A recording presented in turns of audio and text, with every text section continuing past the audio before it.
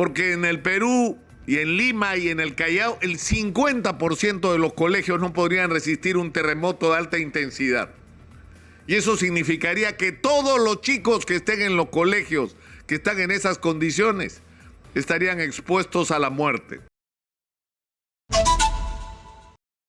El día de ayer, y por tercera vez en la misma fecha, porque lo mismo ocurrió en el 2017 y el año 85, Exitosa. en México ha habido un terremoto de alta intensidad, de más de 7.6 grados en la escala de Richter. Y esto que ha tenido un tremendo impacto porque no solamente ha afectado México, sino que el sismo ha producido incluso efectos y consecuencias en Venezuela y en otros países cercanos a México.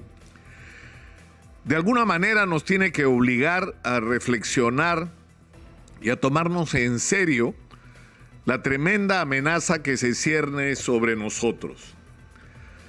Desde hace años que está claro que en el Perú, porque todas las previsiones de los especialistas y de los científicos apuntan en la misma dirección, que ya nos toca, no sabemos cuándo, pero que va a ocurrir en cualquier momento un sismo que podría superar los 8.5 grados de intensidad, con un efecto devastador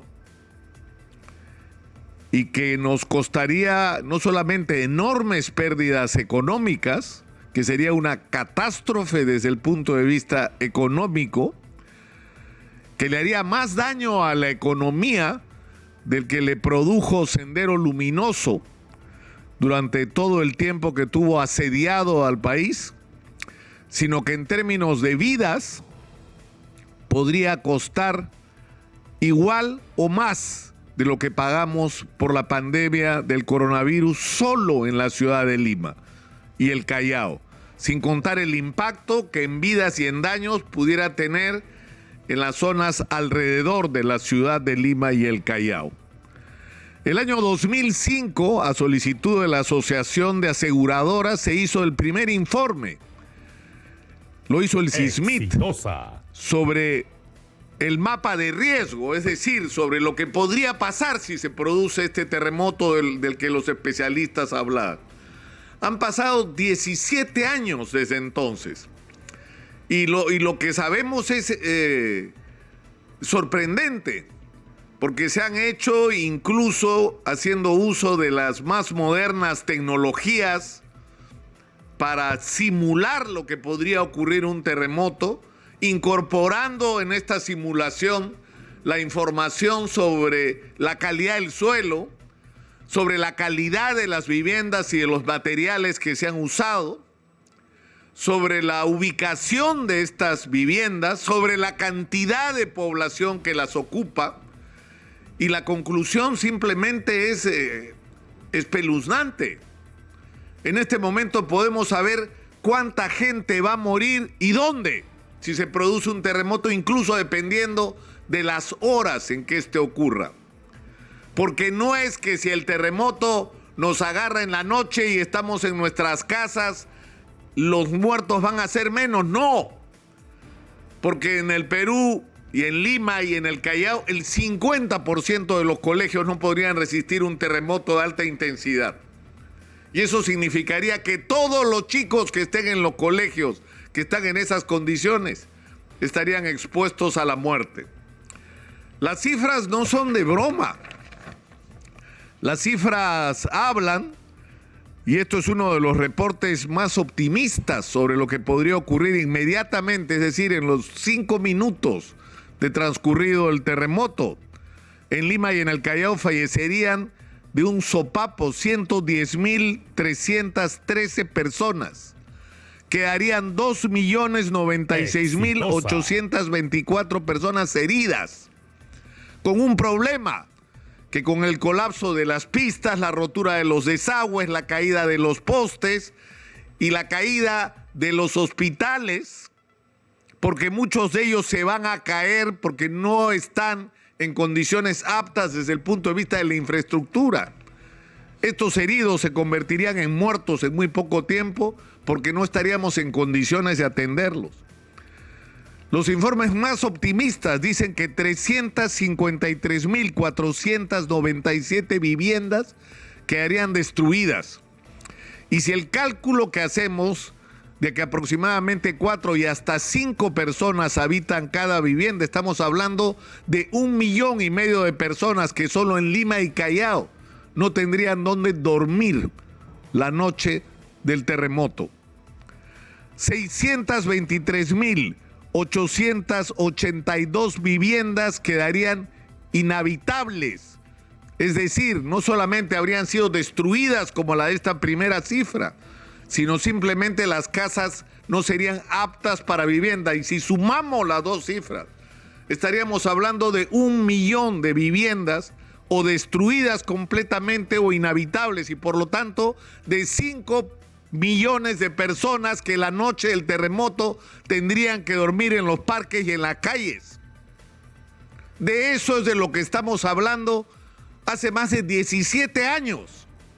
Y la pregunta que uno se hace es, ¿qué hemos hecho para enfrentar esta previsión que la ciencia nos permite hacer? Hemos hecho simulacros. Es decir, nos hemos preparado mal porque no lo hemos hecho bien y no por responsabilidad de las autoridades de defensa civil y de algunos municipios que se han tomado el tema con responsabilidad. Es decir, el instruir a la gente que tienes que tener tu mochila de emergencia, que tienes que ubicar cuáles son los lugares más seguros de tu hogar o de tu centro de trabajo, tu centro de estudios, qué es donde tienes que ponerte en el momento que empiece un terremoto. Es decir, nos hemos preparado para salvar la mayor cantidad de vidas que podamos y lo hemos hecho más o menos. Más o menos. Pero todo lo demás que había que hacer, es decir, mudar a las personas que están viviendo en este momento y que son cientos de miles de personas, que están viviendo en cerros, que en el momento que se produzca un terremoto sus viviendas se van a venir abajo, porque el cerro se les va a caer encima. Porque hay personas que están viviendo en terrenos que no son aptos para construir encima, y lo que va a ocurrir es que lo que pasó en Pisco, se va a licuar el piso por el movimiento sísmico y las viviendas se van a desplomar y se van a morir todos los que estén adentro. Porque la gente que vive en Tugurios va a tener el mismo destino. De casas que son declaradas zona monumental y toda la gente que está adentro, si se produce un terremoto, se va a morir. Porque ni se han hecho obras para fortalecer esas construcciones y proteger la vida de las personas, ni se ha trasladado a esas personas a lugares más seguros para vivir. Y es increíble que este tema, es decir, estamos hablando de la vida y la muerte de personas. Estamos hablando de un enorme daño a la economía. ¿Se imaginan ustedes todo lo que va a haber que hacer cuando se produzca este terremoto para reconstruir el Perú? Exitosa. Y su capital, donde está, ¿qué cosa? El 40 y tanto por ciento, casi la mitad del Producto Bruto Interno de este país. O sea, ¿se dan cuenta de lo que estamos hablando? Yo les pregunto, ¿han escuchado ustedes algún candidato en estas elecciones hablar de este tema? Que es un tema urgente, porque no estamos hablando solamente, y a mí me resulta irritante que cuando todos los días vamos a las ollas comunes y mostramos el drama alimentario que está ocurriendo en el Perú con demasiadas personas como para aceptarlo y no enfrentarlo de una manera mucho más eficiente de lo que están haciendo nuestras autoridades, no solamente estamos mostrando cada día la precariedad en la que viven desde el punto de vista alimentario demasiados peruanos, sino estamos mostrando la situación de riesgo en la que viven para sus vidas. Es decir, de riesgo que tienen que vivir cotidianamente, valga la redundancia. Es decir, estas personas, si ocurre un terremoto, van a estar expuestas a la muerte y a perder todo lo que tienen, que es muy poco, pero que les ha costado mucho conseguir. Y la pregunta es, ¿cuál es el plan? ¿Cuál es el plan de vivienda popular para esta gente? ¿Cuál es el plan para trasladar a estas personas a lugares donde puedan vivir no solamente de una manera segura, sino digna?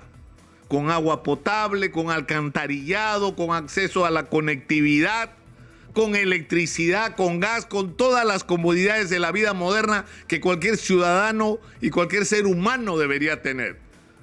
Es decir, estamos hablando de eso, pero también estamos hablando de salvar vidas. Entonces, yo creo que el nivel de irresponsabilidad de nuestros dirigentes resulta sinceramente pasmoso. Es decir, sabemos que va a ocurrir un terremoto, sabemos que este puede pasar en cualquier momento, sabemos que ese terremoto puede matar de un sopapo 110,000 personas y van a morir 100 o 200,000 más porque no van a poder recibir la atención adecuada. Es decir, que vamos a tener un terremoto que va a matar bastante más gente de la que mató la pandemia.